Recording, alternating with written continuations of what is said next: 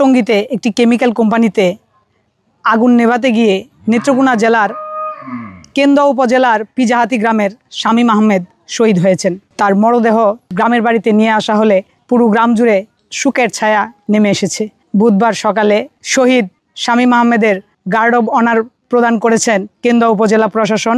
পরবর্তীতে তার নিজ গ্রামে জানাজায় বিভিন্ন রাজনৈতিক সামাজিক দল মত নির্বিশেষে সকল ধরনের মানুষ অংশ নিয়েছেন। আব্বুর সাথে শেষ কথা হয় আমার। আব্বু ফার্স্ট কল গেছে, সেকেন্ড কল গেছে, শাহিন আলম স্যারে নিয়ে যাইব। এই টাইমে আমার আব্বুর সাথে আমার কথা হয়। আমার আব্বু বলছিল আমার গাড়ির চাবি আনতে, হুন্ডার চাবি আনতে। আর পকেটে হাত দেওয়ার পরে দেখি 10 টাকা ভাঙতি পরে দিয়ে গেছে আমারে। আমি রাখছি যে মাদ্রাসা নিয়ে খামু। বাবা মানে গেছে, যাওয়ার সাথে সাথে ভিতরে ঢুকছে। এর প্রায় 2 মিনিট পরেই বিশেষ গেছিল আগে, পরে মিনি বিশেষ গেছে। আর 2 মিনিট পরেই বিস্ফোরণ হয়েছে। দেশের জন্য যেহেতু প্রাণ দিয়েছে, এটাকে আমরা বলি শহীদি দরজা। সে শহীদি দরজা পাবে, আল্লাহ তাআলার কাছে আমরা দোয়া করি যে যেন সে শহীদি দরজা পায়। সে আমাদের কেন্দ্রের গর্ব। 2টা মেয়ে একটা ছেলে, ওইটি লেখাপড়া করবে, এটি চলার মতো একটা সুযোগ সুবিধা, এই দাবি ছিল। এইভাবে যারা বিদায় নেয় তারাই জাতীয় বীর শহীদ। এই রাষ্ট্রের জন্য তার বিদায় হয়েছে। আমি এলাকাবাসীর পক্ষে, এলাকার মানুষ হিসেবে আমি তার পরিবারের পাশে থাকবো ইনশাল্লাহ।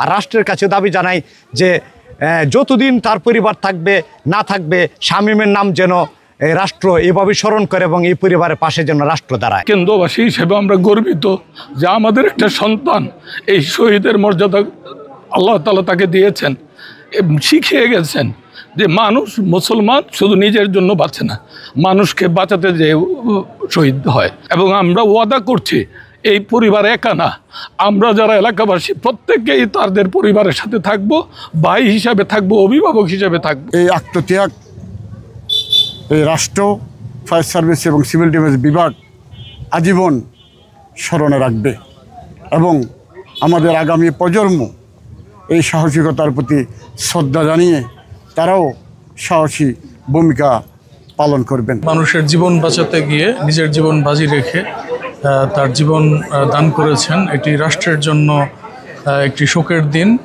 আমরা প্রশাসনের পক্ষ থেকে ফায়ার সার্ভিসের মাধ্যমে আমরা তাকে শ্রদ্ধাঞ্জলি দিয়েছি এবং গার্ড অফ অনার প্রদান করেছি। আর পাশাপাশি আমরা তার পরিবারের সাথে কথা বলেছি। তার একটি ছেলে এবং 2টি মেয়ে আছে, তার ওয়াইফ আছে, তার ভাইয়েরা আছেন।